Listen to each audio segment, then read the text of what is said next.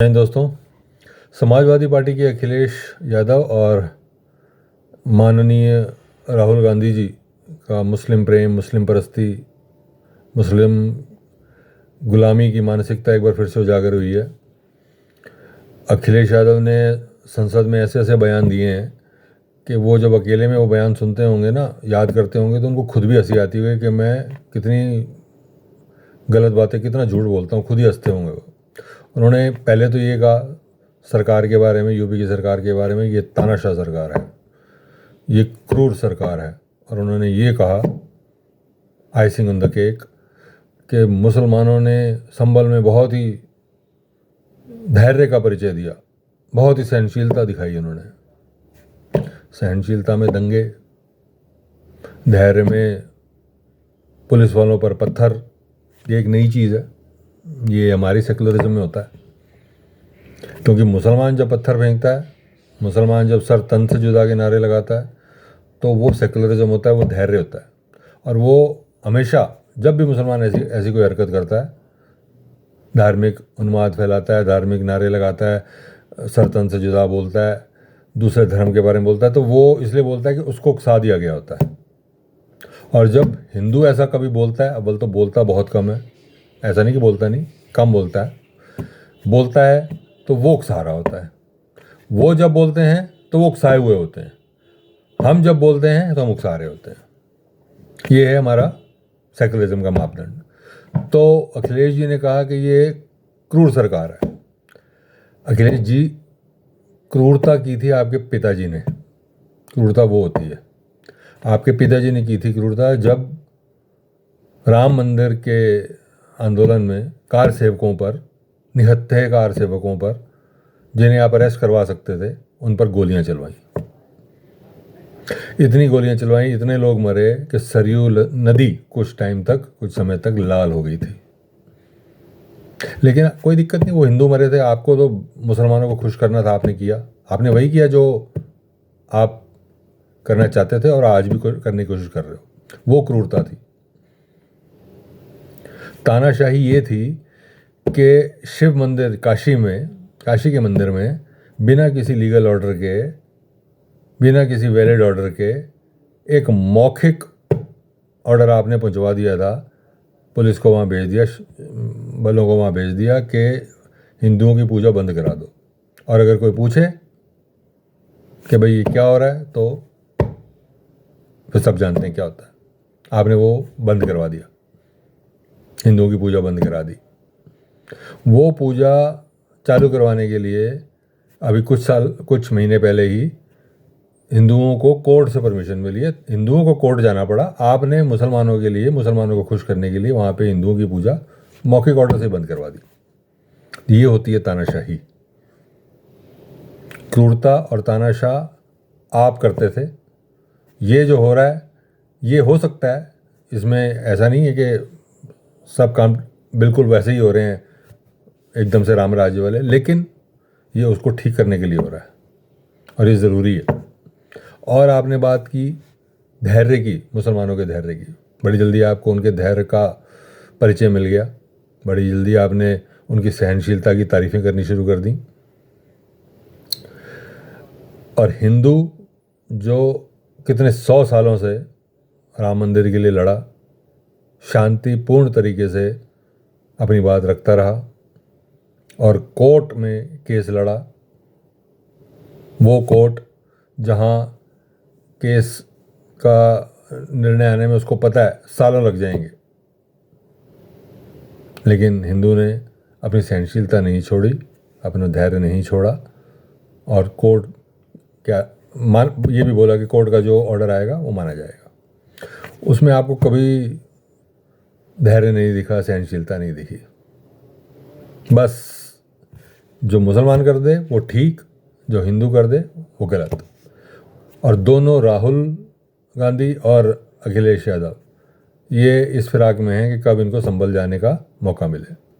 राहुल जी कल निकले थे संभल जाने के लिए, उनको पता था नहीं जाने दिया जाएगा, उनको बाहर ही रोक दिया जाएगा, लेकिन वो गए। क्यों गए? उनको फ़ोटो खिंचवानी थी, उनको मुसलमानों को दिखाना था, देखो मैं तुम्हारा कितना बड़ा खैर ख़्वाह हूँ। अखिलेश जी भी कह रहे हैं मैं जाऊँगा। ये भाई आप वहाँ जा रहे हो, आपका रीज़न है, हमें पता है क्या है। एक बार बहरीच भी चले जाते, जहाँ मिश्रा नाम का, रामगोपाल मिश्रा नाम का एक लड़का मारा गया था। वो हिंदू था, इसलिए वहाँ जाने का कोई वो नहीं है, फ़ायदा नहीं है। आपको तो वोट ही मुसलमानों के चाहिए। फिर आप कहते हो कि जो लोग भाजपा को वोट देते हैं वो राक्षसी प्रवृत्ति के हैं। ये सुरजेवाला जी का कमेंट था। राक्षसी प्रवृत्ति के लोग भाजपा को वोट देते हैं। आप तब कुछ नहीं कहते कि नहीं ये गलत बयान है, ऐसी बात नहीं, लोकतंत्र में ऐसी भाषा का इस्तेमाल नहीं करना चाहिए। जो भाजपा को वोट दे दे वो राक्षस है, और जो आपको वोट दे वो देवता है। और आप चाहे कुछ भी करें, हिंदुओं के खिलाफ कुछ भी बोलें, आप कहें कि मैं शक्ति से लड़ रहा हूँ, आप कहें कि राम थे ही नहीं।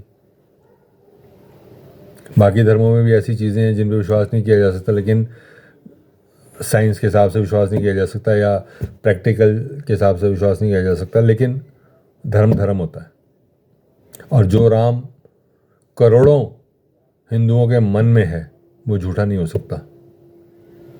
लेकिन आपको वोट चाहिए मुसलमानों के, तो आप हिंदुओं को कुछ भी बोल सकते हो।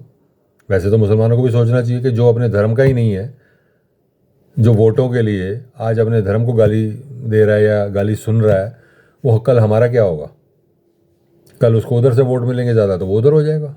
मुसलमानों की बात सोचनी चाहिए। लेकिन हाँ ये है कि अभी उनको फ़ायदा हो रहा है, तो वो सोच रहे हैं जब टाइम आएगा तब तक वो उनकी तैयारी और है।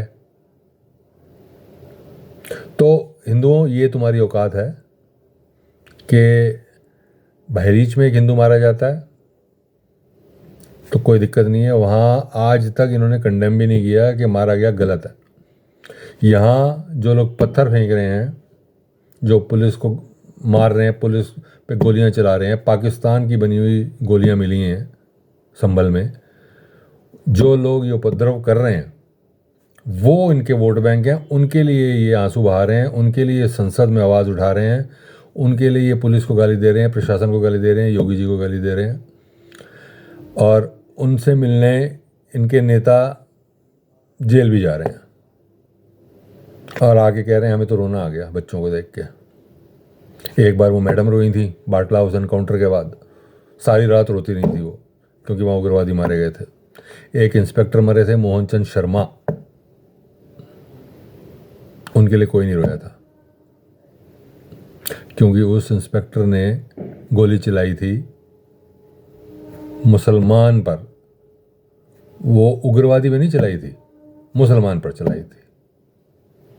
और अगर मोहन चंद शर्मा शहीद हुआ तो वो पुलिस वाला नहीं शहीद हुआ था, वो सिर्फ हिंदू शहीद हुआ था। हिंदू पे तो वैसे ही आंसू नहीं निकलते कांग्रेस के। तो ये चीज़ें हमें सोचनी है, हमें ध्यान में रखनी है, और इसका एक ही इलाज है। शब्द राहुल जी ने अच्छे दे दिए, खटाखट खटाखट खटाखट।